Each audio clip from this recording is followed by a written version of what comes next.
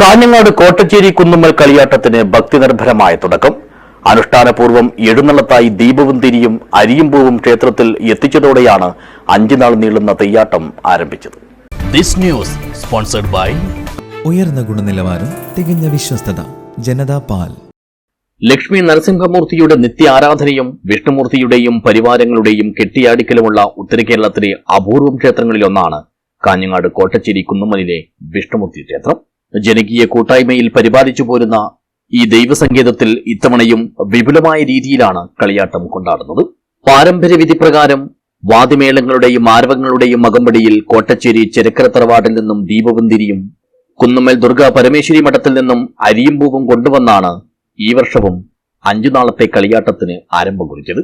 എല്ലാ ദിവസവും രാത്രിയിൽ വിഷ്ണുമൂർത്തിയുടെ കുളിച്ചുതോറ്റം, രാവിലെ ചാമുണ്ടിയുടെയും ഉച്ചയ്ക്ക് വിഷ്ണുമൂർത്തിയുടെയും വൈകിട്ട് ഗുളികന്റെയും പുറപ്പാട് എന്നിങ്ങനെയാണ് ഇവിടുത്തെ കളിയാട്ടക്രമം.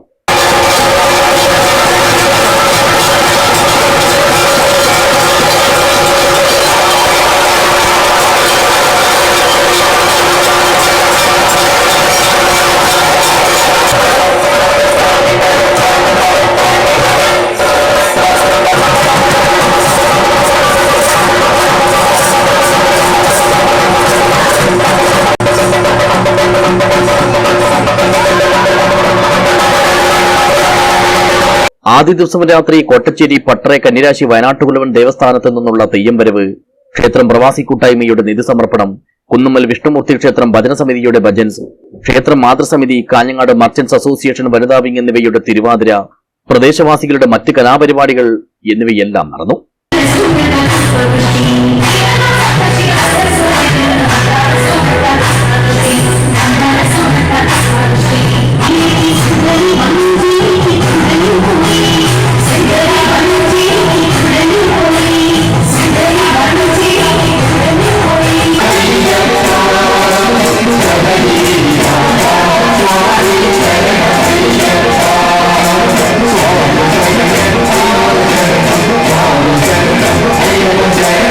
നാനാഭാഗങ്ങളിൽ നിന്നായി എത്തുന്ന നൂറുകണക്കിന് ആളുകളുടെ പങ്കാളിത്തത്തോടെയാണ് കാഞ്ഞങ്ങാട് നഗരത്തോട് ചേർന്ന് കിടക്കുന്ന ഈ ക്ഷേത്രത്തിലെ ഓരോ കളിയാട്ട ദിനങ്ങളും കടന്നുപോകുന്നത്.